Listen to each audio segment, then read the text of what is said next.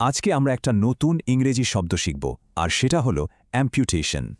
শুরুতে একটা প্রশ্ন, বলুন তো, কোনো কিছু কেটে বাদ দেওয়াটা কখন ভালো হতে পারে? এর আসল মানে হল সার্জারি করে শরীরের কোনো অংশ যেমন হাত বা পা কেটে ফেলা। শব্দটা ভালোভাবে বুঝতে চলুন একটা গল্প শুনি। এই ছেলেটার নাম রহিম, আরও ফুটবল খেলতে খুব ভালোবাসে।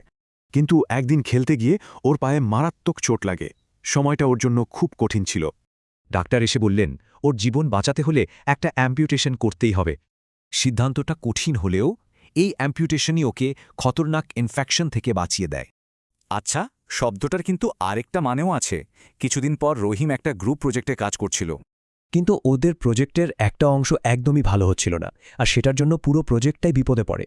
তখন রহিম বলে, প্রজেক্টটা বাঁচাতে হলে এই খারাপ অংশটা আমাদের অ্যাম্পিটেট করতে হবে।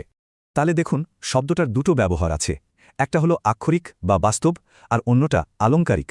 চলুন এবার কিছু ইংরেজি বাক্য দিয়ে শব্দটার ব্যবহার ভালোভাবে বুঝে নিই। এই বাক্যটার মানে হল, পা কেটে ফেলার কারণে লোকটার জীবন বাঁচলেও সে খুব কষ্টে ছিল।